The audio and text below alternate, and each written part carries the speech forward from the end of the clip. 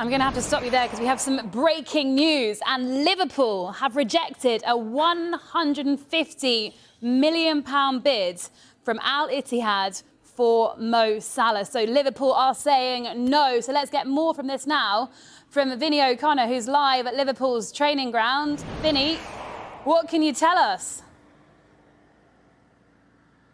Well, exactly that. That offer came in. It was a deal that would have been £100 million up front, rising to £150 million for Mo Salah. We also understand that Al-Ittihad were looking to pay Mo Salah around about £1.5 million a week, which would make him the highest paid player in Saudi football. But Liverpool, as they've said all summer, that Mo Salah isn't for sale, have rejected that bid from Al-Ittihad. And effectively now, Liverpool say that the matter is closed. Mo Salah isn't for sale.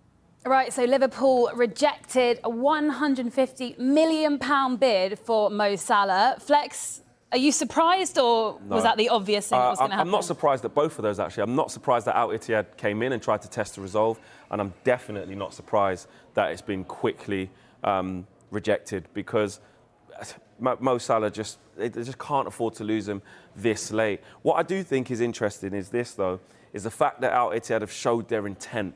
Even though they've been rejected, that shows that they were serious, the money had been put down on the table, and this is sort of a story that is not going to go away in terms of in the next window and in the not too distant future for Mo Salah. You spoke about it, David. In the future, you can definitely see this as a move that can happen.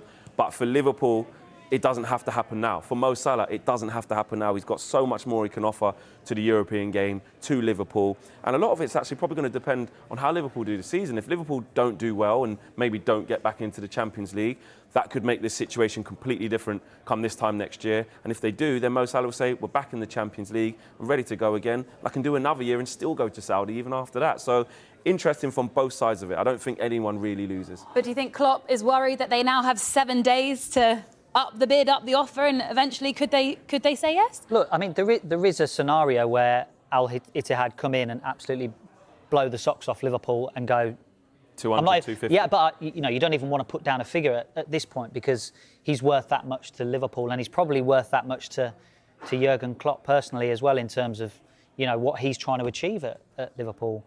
I'm not surprised the bid has gone in. I'm not surprised it's been turned down. Salah's agent went on social media, didn't they, a few weeks ago, and said, look, we're committed to Liverpool in this summer transfer window. So it would take a major U-turn for Mo Salah now to try and agitate for this move.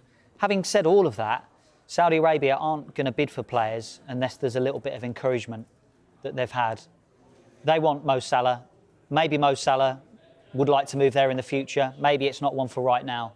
But as we've been saying, you can see it happening down the line. Yeah, OK, well, let's go live again to Liverpool's training ground, speak to Vinnie O'Connor. Vinnie, you were talking to Jurgen Klopp earlier. His message has been clear from the start, hasn't it? Mo Salah is not for sale. Can you see that changing at all over the next 7 days?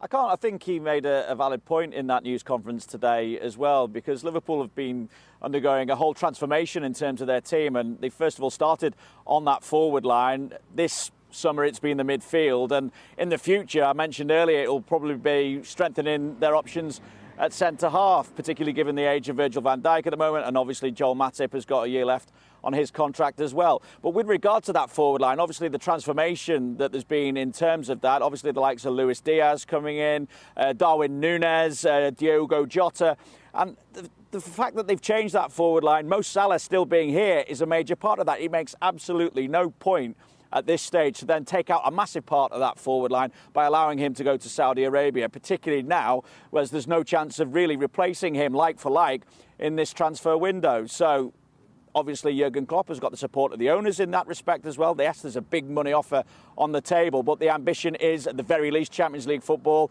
if not challenging for the Premier League title again. So again, from a football point of view, it doesn't make any sense to let Mo Salah go at this stage.